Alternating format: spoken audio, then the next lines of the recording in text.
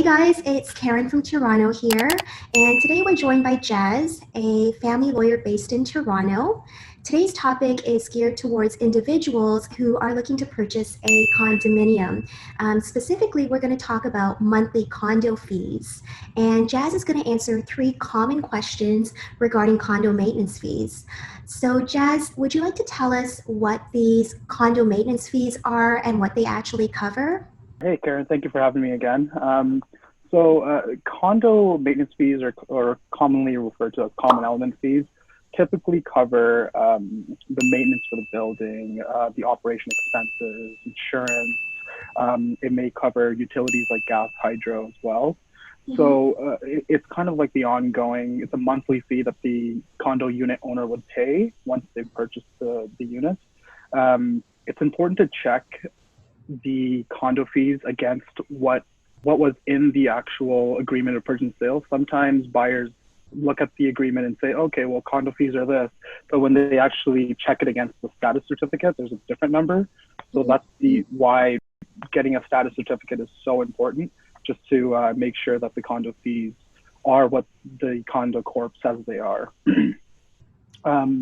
These fees are also on top of a buyer's mortgage payment, so they're not part of the mortgage payment. They're actual additional fee. And usually the first 2 condo fees or 2 months condo fees are contributed to the reserve fund of the condo corp, which I think we'll cover in a later video regarding status certificates. So condo maintenance fees, they cover, our common expenses, as you mentioned, perhaps such as the maintenance of any amenities that are in the building, like maintaining the gym or cleaning common hallways.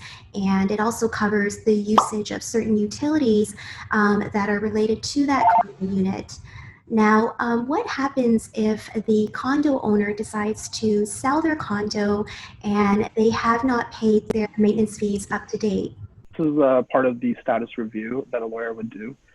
They would check the status certificate to find out if there's any arrears in the maintenance fees of the previous owner. And if there are, those fees should be paid prior to closing by the vendor who's selling the unit. So you don't want to have a new buyer come in with arrears on common fees. That's something that should be taken care of prior to closing. Yeah. Okay, so just to be clear, all the maintenance fees need to be paid up to the closing date by the current owner. Right. All right. So I know when we work with buyers who are looking to purchase a condo, one of their concerns is how much higher will the maintenance fees increase, and if there will even be an increase in maintenance fees over the next year or so. So how do you address their concerns about condo fee increases? Right. So again, this is also a review of the status certificate. The status certificate should outline if there's going to be an increase in the common element fees.